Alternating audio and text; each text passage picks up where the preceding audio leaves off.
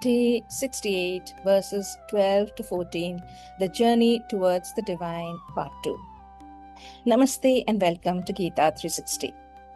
Previously, the Gita explained how human beings approach the divine in different ways and from different stages of life. Today, verses 12 to 14 take that conversation further and explore the forces that drive human actions.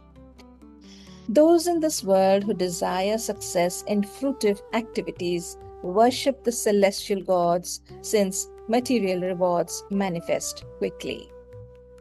We work hard for success, seek recognition for our efforts, and hope that our actions will bring comfort, security, or happiness into our lives.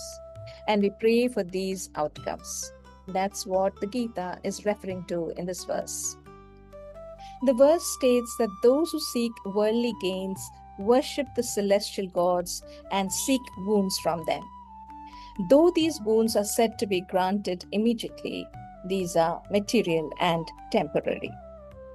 The transience of these boons is what the Gita is driving at. It is pointing out that our attention is often drawn towards what feels immediate and visible. Many of us, by nature, move towards paths that appear capable of giving quick rewards because the mind finds reassurance in outcomes it can see and measure. But there are also others who move in a different direction and seek spiritual contentment rather than material gains. The 4 categories of occupations were created by me according to people's qualities and activities.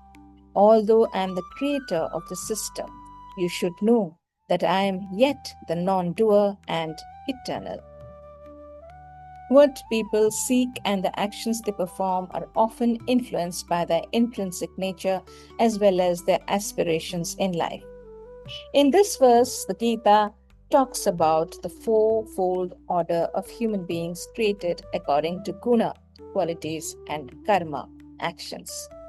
Many interpret this verse through the lens of social divisions, but the deeper idea here is the diversity that exists within human nature itself.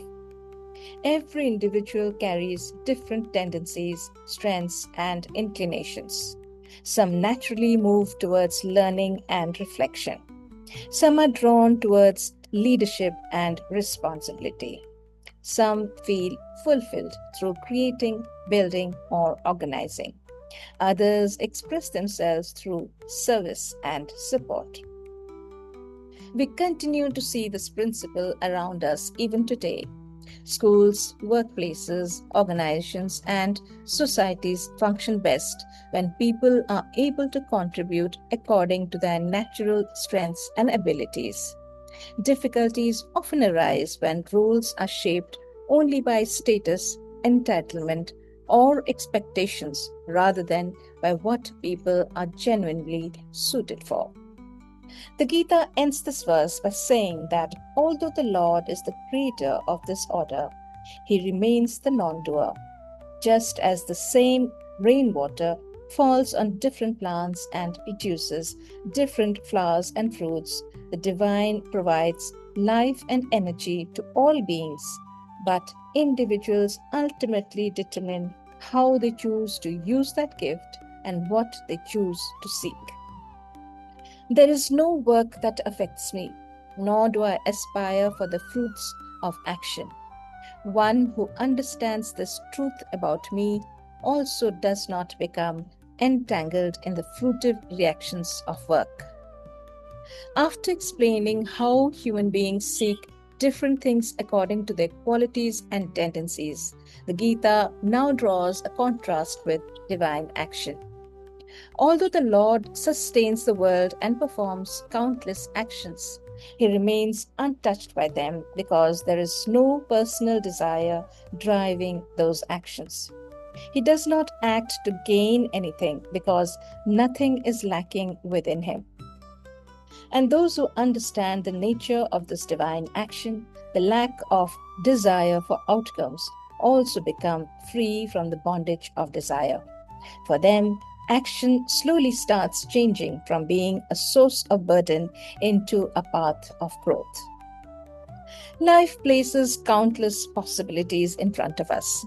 We choose careers, relationships, ambitions, and goals based on what feels meaningful, important, or fulfilling to us. Sometimes our choices are also shaped by the family, culture, and environment in which we grow up. Two people may stand in the same situation and still move in very different directions because what matters deeply to one person may not carry the same meaning for another. There is no path that is inherently right or wrong. Human beings naturally carry different strengths, tendencies, and aspirations.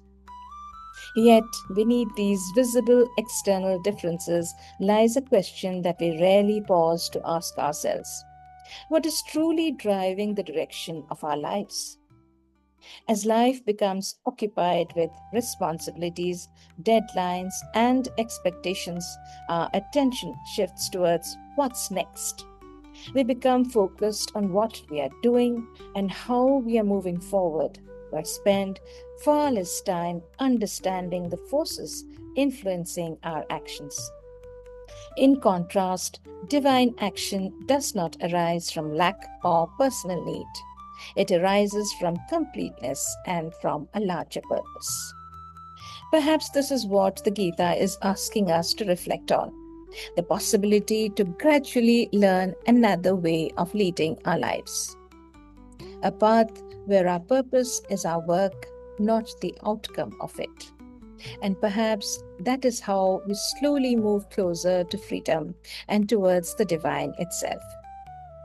Thought of the day. In the quest for outcomes today, pause for a moment and think, what is the real intention behind the things I work the hardest for? Thank you for joining me on Gita 360. May we develop the awareness to recognize not only what we are doing, but also the intentions and expectations quietly shaping our actions.